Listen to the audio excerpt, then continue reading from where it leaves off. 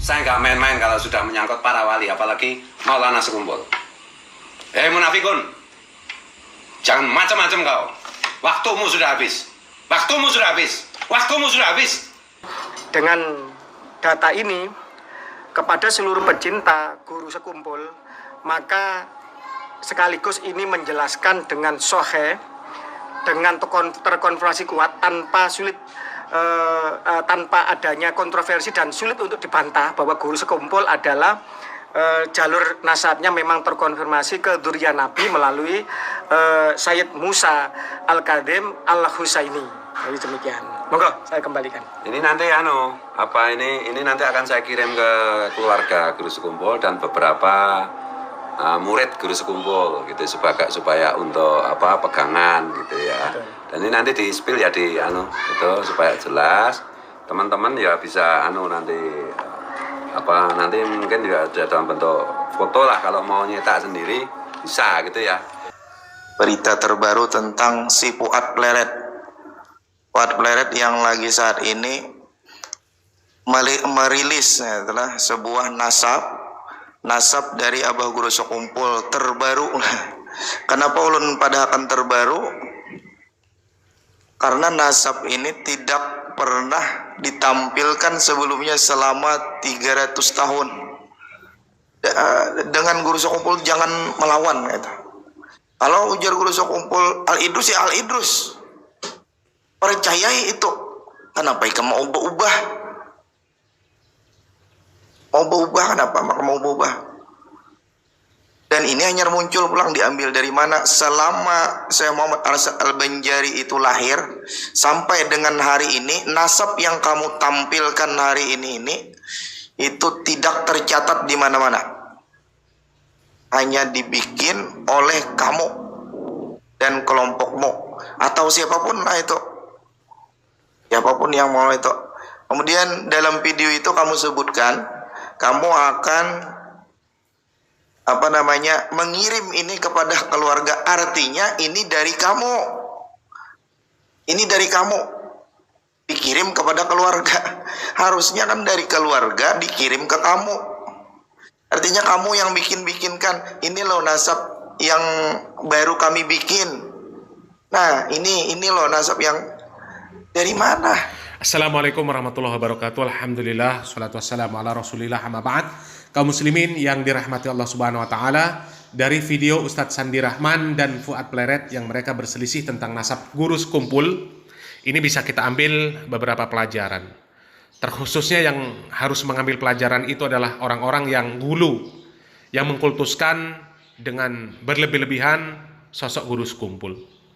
Yang pertama, bahwa guru sekumpul ini manusia biasa yang selayaknya kita perlakukan seperti yang lain juga. Beliau sudah meninggal dunia, maka perlakukan sewajarnya. Jangan dijadikan tempat untuk meminta tolong. Karena beliau pun tidak bisa menolong dirinya sendiri ketika ada yang menzolimi beliau. Malahan yang menzolimi beliau adalah sama-sama orang yang mengaku sebagai pecinta beliau. Ya, zolim itu maknanya menempatkan sesuatu bukan pada tempatnya. Artinya meletakkan nasab guru sekumpul dengan tidak tepat, itu namanya zolim. Dan ketika ada dua belah pihak yang berselisih, maka salah satunya itu telah berbuat zolim. Karena tidak mungkin kedua nasab yang ada itu benar semua.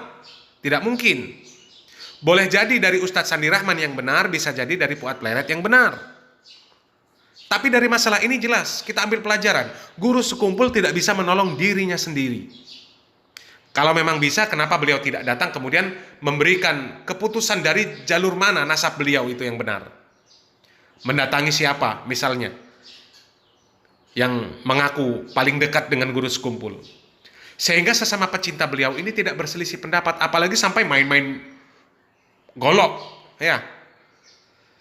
Kemudian bagi para pecinta guru sekumpul, jangan jadikan banyaknya orang yang hadir di setiap acara haul beliau, yang hadir ketika beliau meninggal dunia, banyaknya peziarah di kuburan beliau, banyaknya pecinta beliau, jangan dijadikan sebagai ukuran bahwa beliau ini dicintai Allah dan Rasulnya.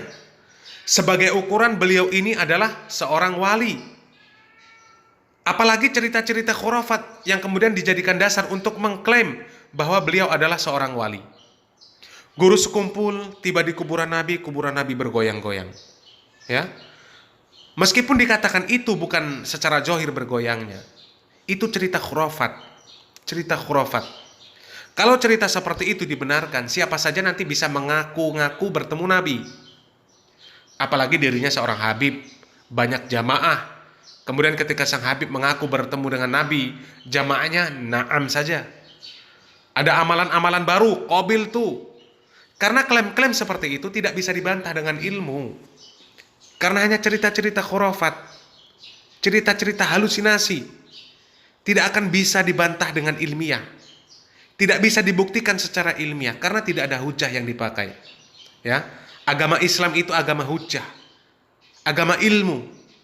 Dan hujah atau ilmu di dalam agama Islam itu adalah qala Allah, qala Rasul. Baru setelahnya ada qala sahabah, qala ulama, di mana qaul mereka itu menjelaskan qala Allah, qala Rasul. Menjelaskan firman Allah Subhanahu wa taala, menjelaskan hadis Nabi Muhammad sallallahu alaihi wasallam. Itu sumber ilmu, bukan mengarang bebas. Bukan mengarang bebas, mengklaim-klaim bebas. Ya. Sebenarnya mudah untuk menentukan siapa wali Allah dan seberapa tinggi tingkat kewalian seseorang.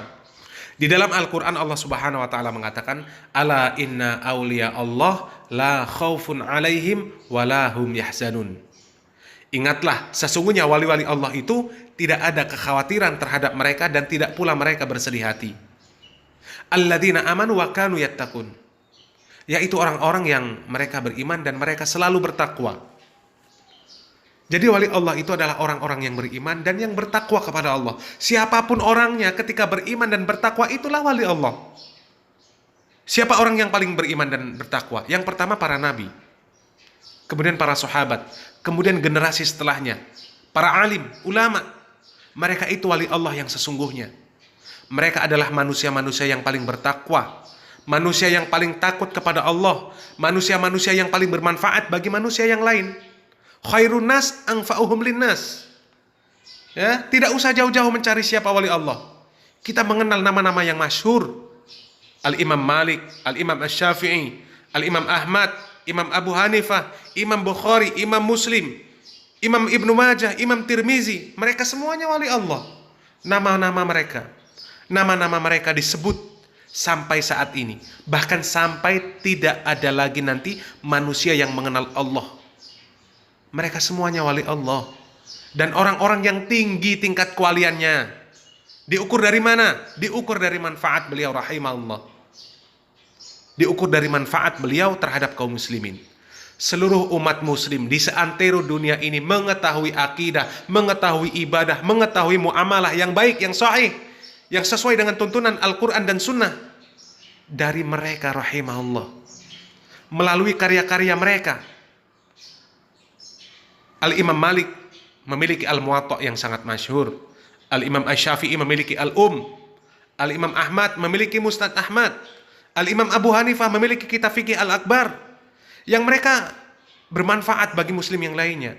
Karya-karya beliau bermanfaat bagi muslim sampai saat ini dan nanti. Itu ukurannya. Ukuran kewalian beliau. Bukan karena mereka pernah bertemu dengan Nabi secara sadar. Mereka hebat, bisa menghilang, bisa terbang, bisa membelah diri menjadi 3, bisa sholat di Masjidil Haram ketika jarak mereka jauh dengan sekejap. Bukan karena Rasul pernah mencium lutut mereka, bukan. Bukan karena banyaknya orang yang berdoa bertawasul dengan nama mereka, bukan.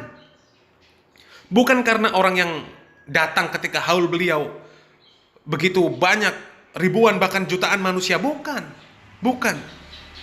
Begitu juga menentukan tingkat kewalian guru sekumpul. Sejauh mana kemanfaatan beliau terhadap muslim di dunia ini dari karya-karya ilmiah beliau. Sehingga nama beliau itu harum, disebut-sebut oleh setiap muslim. Setiap membaca karya-karyanya, setiap muslim, setiap para ulama, para ustadz, habib dan lain sebagainya, ketika menyampaikan firman Allah, menyampaikan hadis Rasul, menyampaikan perkataan-perkataan ulama, mereka melalui lisan, tulisan dari guru sekumpul. Begitu. Ya. Jadi semakin tinggi manfaat beliau, guru sekumpul, bagi umat muslim, semakin tinggi kewalian beliau. bukan diukur dari cerita-cerita khurafat yang beredar. Mudah-mudahan yang sedikit ini bermanfaat. Barakallahu fikum. Wassalamualaikum warahmatullahi wabarakatuh.